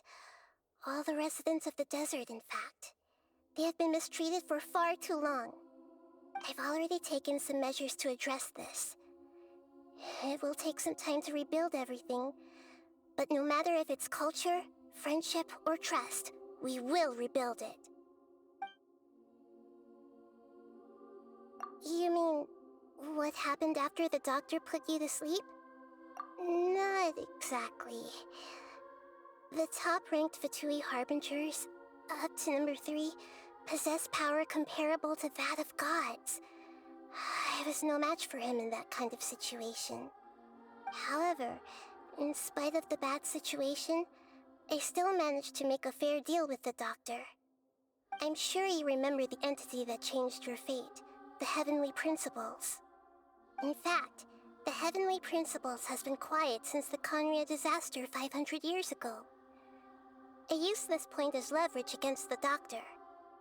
I told him that the Heavenly Principles may be awakened if I destroyed Enosis. Although it's just a bluff, he still fell for it. I assumed that the heavenly principles wouldn't just stand by and let such extensive damage to its laws take place. And as for what I exchanged for the Gnosis, the exchange served as both punishment for the doctor, as well as a boon of new knowledge that I couldn't refuse as the god of wisdom. He's still in a coma. I've hidden him like how one would hide a feather.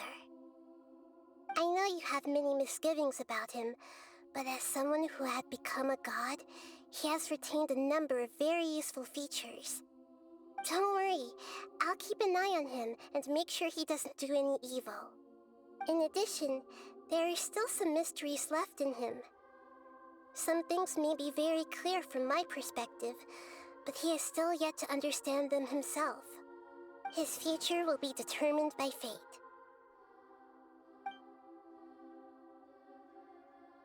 Is that where you're headed next? Fontaine, the Nation of Justice?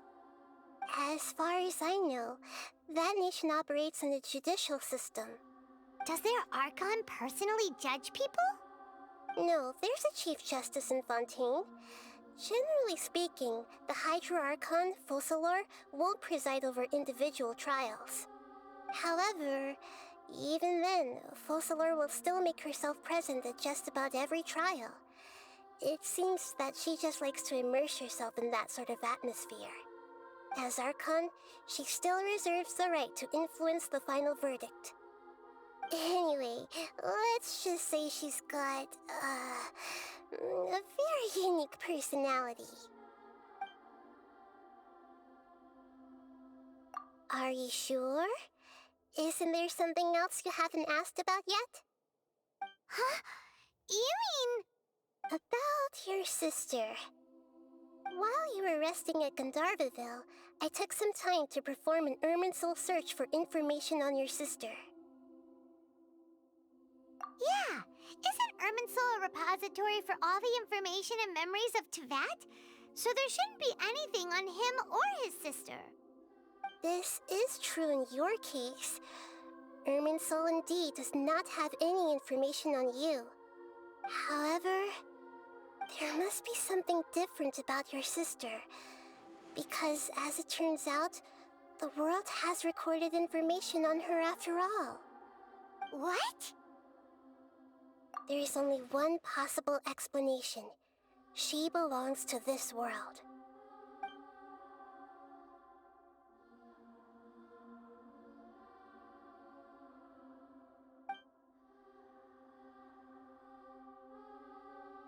But nothing about this makes any sense! Wasn't this your first trip to Teyvat? According to the records I was able to access, your sibling suddenly appeared in Conria. After the Conria disaster, she began her journey through the 7 nations of Teyvat. But just as her journey was about to reach its conclusion, the Irminsul records on her suddenly become fuzzy. What do you mean, fuzzy? Did something happen to her? All I know for sure is that somebody, for reasons only they can know, is deliberately obfuscating her fate.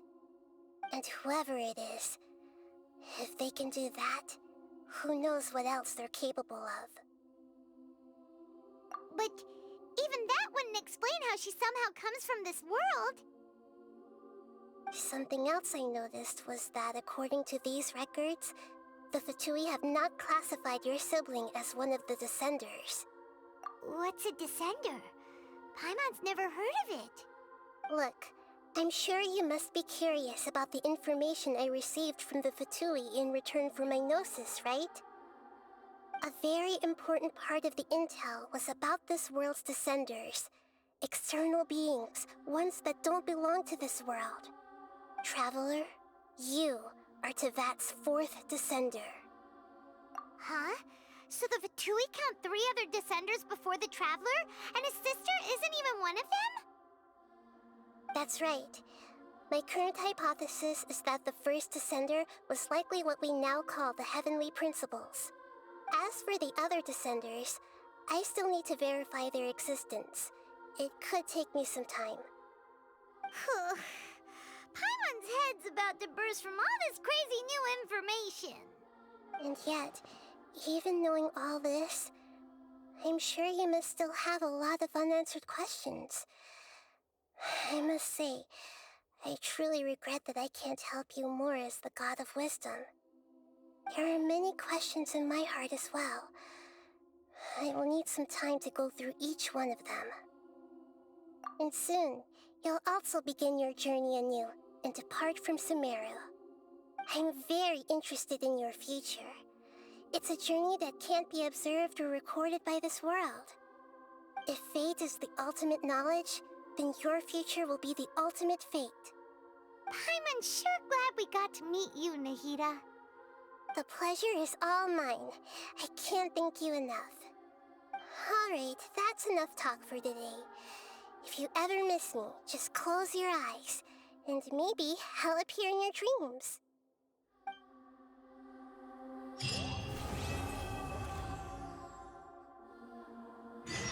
Things in Sumeru have settled down now. Paimon bets people will be coming up with new and interesting ideas at this time. How about we take a walk around Sumeru City and see if anyone needs our help? Paimon has a sneaking suspicion that it just might pay off.